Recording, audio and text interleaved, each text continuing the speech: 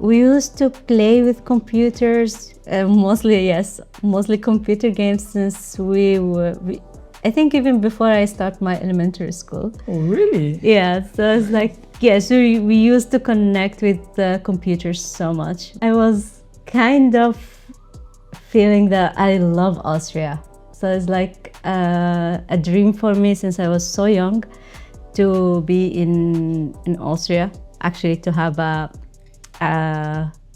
countryside house. It's like, This is nice. Summer house, or we can call it. When I decided to go in another country, it was like after a year of rejections. So year of rejections for someone is like a little bit hard, to of keep rejection. it. That's 365 days of rejections. In Sudan, we don't have an embassy there. Yeah. So for the people who's in Sudan, they had to travel to Egypt to do the process. The embassy for which country? It's Austria. For embassy. Austria. Yeah, I studied in a part of my life in Saudi Arabia, and I studied some part of my life in Sudan. Even my first bachelor, first master, it was in Sudan actually. In elementary and high school, some here and some there. So I'm used to be between both of these countries.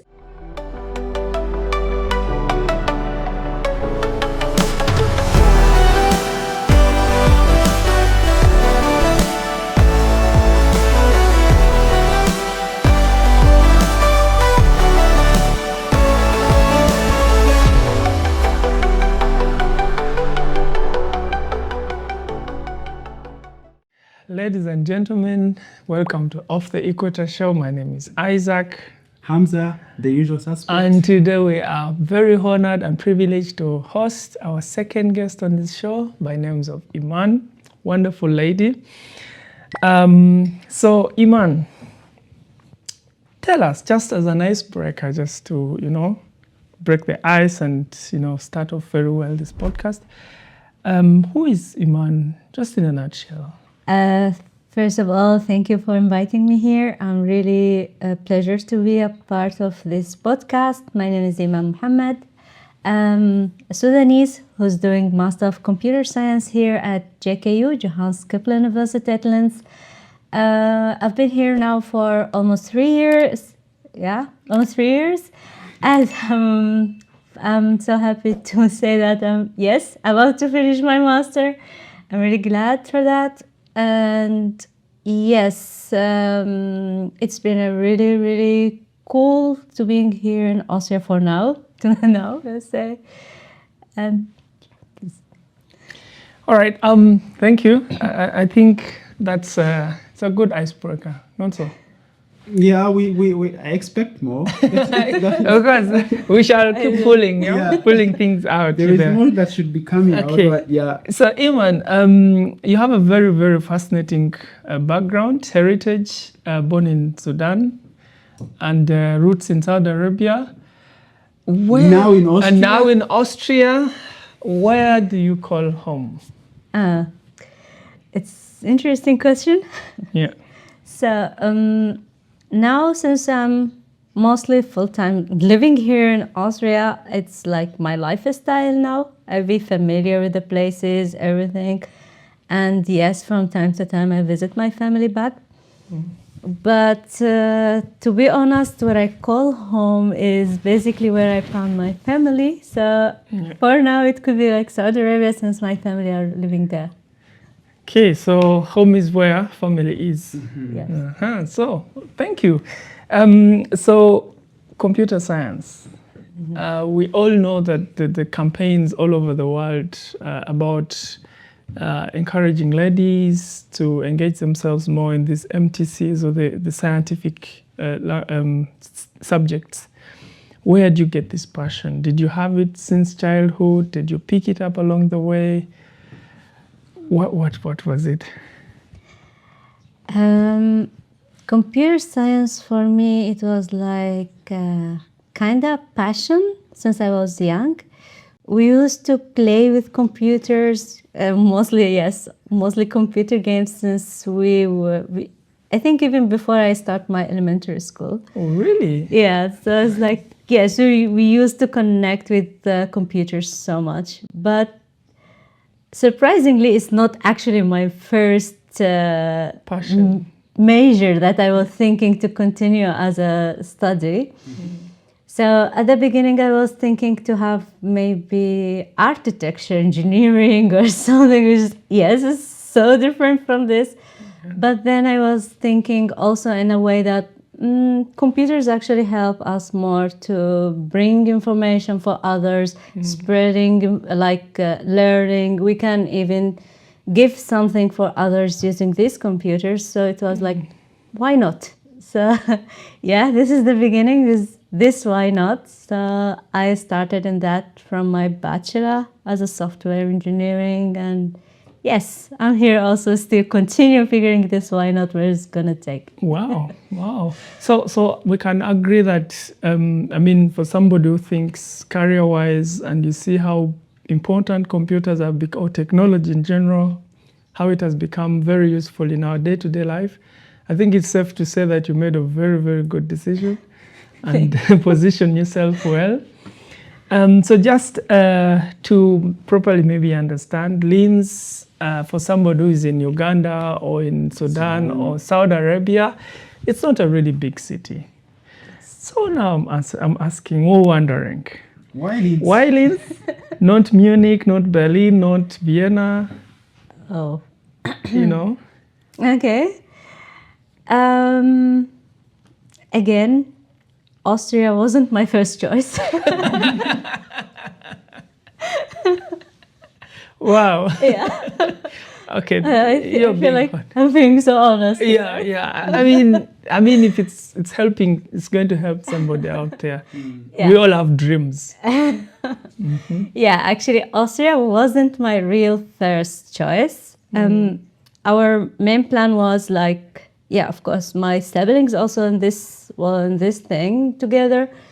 Since we start even learn German at the beginning, we was all planning to be together in Germany. Yeah. But in the same way, I was kind of feeling that I love Austria. So it's like a dream for me since I was so young to be in Austria, actually to have a countryside house. It's like, Okay, it's that like is nice. summer house, or we can call it, Yeah. which is, I had this because I always love to find nature. Like I used to look at pictures, videos, and all around the world, even before before I travel here. So I used to apply, to come back to the point. I used to apply in Germany, but I always get rejections. I don't know, sometimes actually there is no specific reason for this rejection. So I thought, why, if anyway I know German, or at least I had some beginner level in German language, why I don't, rather than just apply in Germany, I could choose something else, like the other countries that's also German speaking, and also neighbor to Germany, so I will be still close to my brother and sister Siblings, there, so we could travel easy. That's why I start immediately with Austria, since I used to think a lot about Austria before. So I applied in different universities also I had to think about software engineering because this is my main love in computer science. So I used to search for curriculums for masters that it's also including software engineering. As a major. Exactly. So I can continue my study in software engineering. This is one of the reasons that, yes, I'm in Linz. So because you. JKU here, they have this computer science with a major of software engineering. It's quite fascinating because in what you've shared, for me, it shows that no worries, we have a target, but sometimes we need to adjust. But what I pick out from what you've just shared, I think also viewers there, like the number you mentioned about the rejections. And then you looked at the rejections and you asked yourself, how can I adjust and still get something close or even almost the same as what I wanted. Maybe you can mention about that resilience. I know we may come back to it later, but that facing rejection, but still looking for a way to move forward. Yeah. So in some point, we came in a level that in the last time I used to stay in Saudi Arabia, and on that time it was a little bit hard that I don't have a specific thing to do. So staying in home doing nothing is not a part of my life. So I used to have something doing. So was mostly the motivation for me to, okay, I have a chance to go outside. Why I don't use this chance really well? So since I'm facing some rejections from when I decided to go in another country, it was like after a year of rejections. So year of rejections for someone is like a little bit hard, to of keep rejection. it. That's 365 days of rejections. Yeah, so mostly searching every time for universities. Of course, in Germany, it's a little bit different to apply for some universities. So searching for some universities that they have the same major that you want, and then apply, and then you don't accept it. You didn't accept it, then you try again for different with some different like requirements, and then still it's not accepted. Then okay, this is the reason that I asked, like, what about finding something else? So what about go to other countries, try different things? So at least I still have the opportunity. So why I don't use it? So this is the point. Hamza, you can see now why this show is actually very resourceful, because I mean, not anybody can face rejections for a whole year and keep persistence. So I think having Eiman here tell us this, it shows that you do not give up on your dreams. Yeah. You can adjust your dreams, but don't give up on them. So back to you. So in the conversation so far, I've had Sudan, Saudi Arabia, I've had Austria. Yeah, this sounds like, a lot, and kind of like a massive jump between, because from Sudan to Saudi Arabia, and then to, could you just highlight us, or just briefly explain to us, or share with us your migration journey, how you end up and connect these three countries? What were the challenges at the end of the day when it came to joining the university? Probably for someone who is in Sudan, you could probably paint a picture for them how this is like, or how it was like in your case. So just briefly take us through. Okay, so my life situation made me at this point because of my father. He's working in Saudi Arabia. So because of his long working there, he's still working there. So sometimes we've been in Saudi Arabia and sometimes we've been in Sudan. So basically, I've been studying both. So you might actually watch us some point. So at some point you can. Hi, Papa. Hey, assalamu alaikum. Yeah. So I studied in a part of my life in Saudi Arabia, and I studied some part of my life in Sudan. Even my first bachelor, first master, it was in Sudan actually. In elementary and high school, some here and some there. So I'm used to be between both of these countries. And yes, surprisingly that Asia, Africa, and Europe. So 3 different continents. Yeah. Mostly 3 different cultures. But this thing is actually give me more strong to take this chance, because when I start my university, my bachelor university, I wasn't with my close family. So my family was in Saudi Arabia. And you were in Sudan. And I was in Sudan, yes. Wow. Of course with relatives, but it's not the same feeling when you're in a deep close family. So that was the first time I was away from them. And when I start my all the university, start my first work, and then they joined for some part of the life. But yeah, so that's reason when I came here, it wasn't my first time to be far away from them.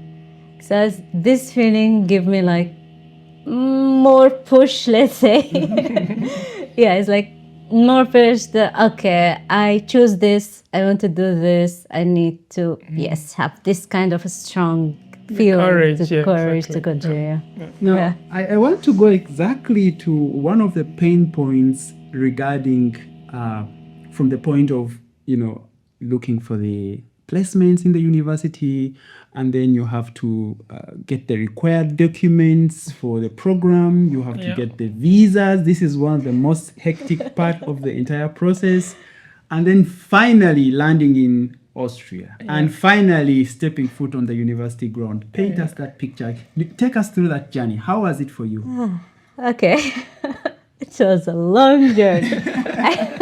I have to remember all of it. I'm sorry because it's No, the it's okay. time now. I guess I started in 2022. So Because look, someone in Sudan also want to come here to do software engineering. Or somebody's in between the process and they're almost giving up. Yeah, maybe Yeah. there could be some ideas and tips they could get through your experience. So please.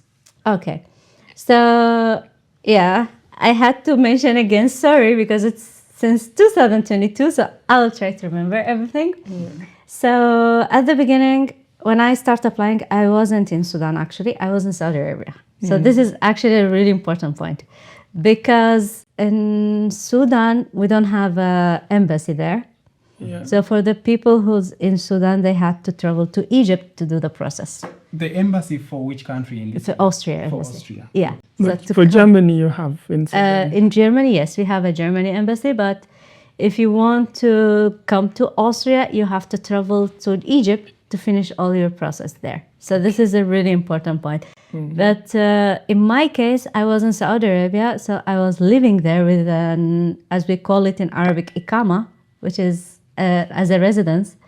So in this case, when I had this residence, I could finish all my process in Saudi Arabia since we have an embassy there in Saudi. Also, I heard it is the same situation also for Emirates, our neighbors in Saudi, because they also have an embassy there. So when you are living in that place, you can only just apply in that embassy. So this was a little bit critical because sometimes when we are in Sudan and you wanted to apply from there, you may need to stay in Egypt for 2 to 3 months to finish all the process there. What? It's until finish all the process, yes. So to travel and come back is a little bit hard, Oh my goodness. Even we are also neighbors, but it's not easy, of course, to come and go every time because if you want anything, you have to be in person in the embassy. The embassy. Yeah. But maybe to take, because you've jumped already to the visa application. We mentioned about the rejections. Okay. Because, for example, for my experience, in my time, I remember I applied to about 10 universities in Germany. And about half of them admitted me with the condition that I come with C1 German. Oh, yeah. But maybe to give somebody, quantify, like give someone an idea of how many rejections, how long was the university application, first searching and application process, so that people maybe can relate to this kind of experience. So to apply in Germany is different from Austria, literally, because in Germany, when we want to apply for a master, in my case, so as I was applying for masters, also the same situation if it's a bachelor, we have one website that we enter that website and then we search for the universities that it has the same major that you want for a STEM study. So we enter that website, we apply for all of them. There is some registration fees that we had to pay at the beginning, but for all the applications together. So it's only once for the whole applications. Is this website called Uni Assist? Exactly, yeah, the Uni Assist. So in this case, if your requirement is it's the same as what the university wants, you will go from the step from the Uni Assist to the university step. And then the exception or rejection come from the university at the end. But if there is anything missing from the first, you get the rejection immediately You're from the Uni kicked out Assist. immediately. Yes, this is for Germany. But here in Austria, you need to search for each university alone, apply in each university, and then you like the main contact in Austria is with the university itself. So this is the main difference between both of them. It's easy sometimes when you are really focused on specific universities, but it could be also hard work if you are searching for like 10 or Broader, 11 different 10, kinds of universities at a time. So UniAssist in Germany is easier in this case because one search you can find everything that's related to what you want, and then you can easily check which fits you or what's not. Okay. Yeah. Now back back to the roots. Okay. So, paint us a picture, Eiman. From the point of you being admitted in the university, now you've gotten this JKU acceptance. What happened to the point when you came to Austria? Okay. All right. At the beginning, I received an email that you get accepted from JKU. They ask for some like the original documents for my, I guess, high school and university, if I'm not wrong. Also because I did the first master, so they also ask for my master. Oh no, in my case, it was like university and the bachelor and the master because I did this too. So I can't remember. No, they don't ask for my high school. So basically my bachelor, my master, original papers, stamped officially from all the of course, the initial high, I don't know what they call it. No, it's not the high school. College. It's the government work. So I don't High remember. Commission? Exactly. Or the there's Minister of Internal Affairs or Minister of Yes. Foreign Affairs. Exactly. And the university. And the so we have the university. three of them. Yeah. Or So- also, Interpol, no. No, The no, certificates don't go to Interpol. No, not the golden triple. Only these three, exactly. So sorry that I forget the names. But you could also say it in Arabic because for No. person who is getting who has that experience, we can already look for even a translation. To apply here, you need to be either in English or German. So Arabic is not accepted. No, but I mean to the office where you went. So yeah, basically, I immediately, from the beginning, even before I start thinking about applying, I already have my documents in Arabic and English. So I can save The this. translation. Exactly. So we can already generate them from the university because we also, the main study there, it was also English. So in like the study language, it's English. It's should be English, of course, but of course they also use Arabic. But the main thing is English there. So when we ask for our certificates, I literally require both, so the English version and the Arabic version. And then I did all these proofs to make it like easy for me, so I don't do all this process at the last moment because I'm always thinking to go outside to continue my studying. So it was a part of my early thinking. And part of this way of thinking is because most of the time I was, traveling between Sudan and Saudi. So to start there, I had to do this also Process proofing already. every time. Yeah. So it's easy for me to keep, all my documents are proofed, ready. If there is something happen, I could easily take them. So come back to the visa process. They ask Before you come back Okay. to the visa process, sorry. Did you notice that? Remember, I mentioned that here at JKU they never asked me for my High college, school, yeah. whatever, primary, whatever documents. Here they just ask for the. If you are coming for the masters, they just ask for the bachelors, and that's kind of for me revealing that for some universities they ask you for all these other documents. Yeah. Like, Yeah. irrelevant. I think those are the diversities that now we see because somebody could think that the processes are all the same, even in Germany, like all universities. But then they do not know that Bayern, as a state, has completely its own rules than Baden-Württemberg, than Berlin or Saxony. And I think it's similar here in Austria because this Bundesländer, the states, each has its own laws, and if the university is there, also the university may have its from the state, but then it also makes its own laws. So Yes. I think someone needs to educate themselves and inform themselves which laws attain to them. Exactly. Yeah. Back to the visa. It's actually, as a comment for this, also it's written the website for each university that what's requirement for this university is literally different from each. So back there, they asked me for the originals, so I had to send them. I'm thankfully that they don't, of course, they won't let me come to finish my. It's actually even before really get accepted. So they ask for the original papers to check them again, of course, here. And then they send me the admission. After the admission, I had to start with the visa process. So this is also a difference between Germany and Austria. You actually have your visa before you come here. So the whole visa process. Oh, really? Yes, You mean the residence visa? exactly, a student residence. So this is actually also a difference that I saw.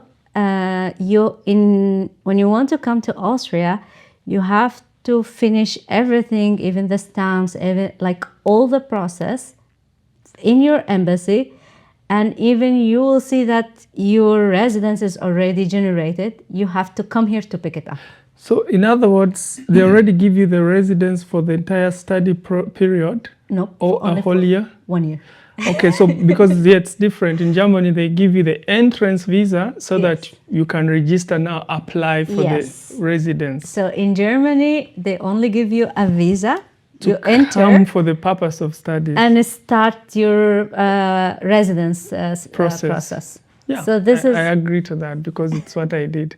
So you have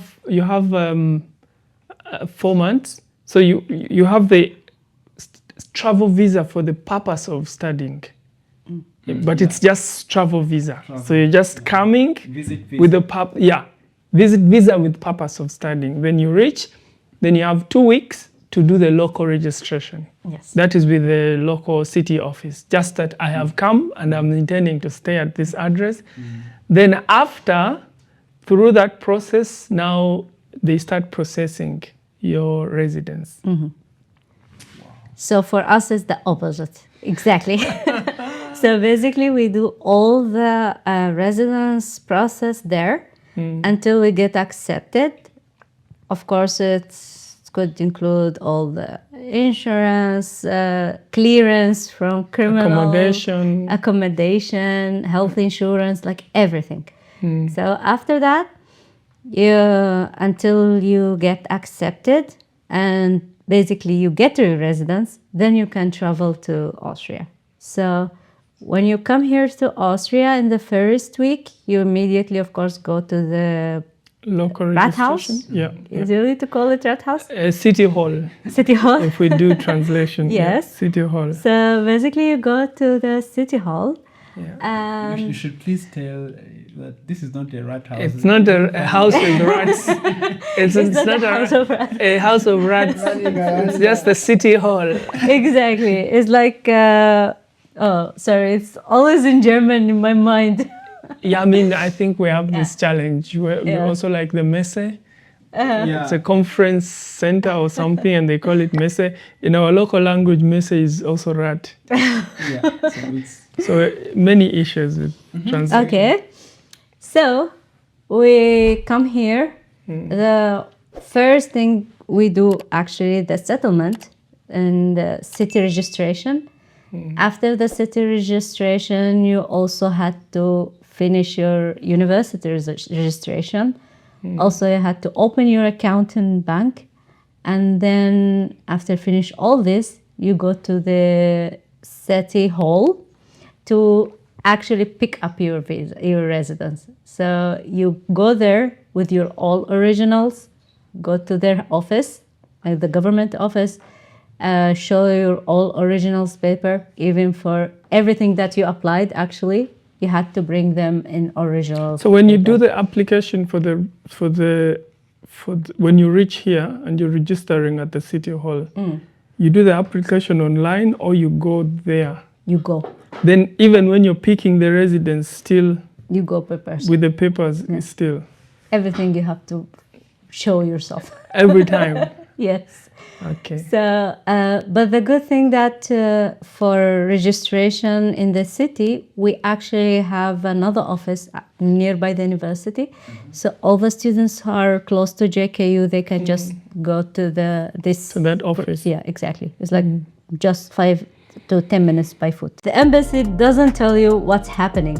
They tell you literally that you get a post from Austria and you had to pick it.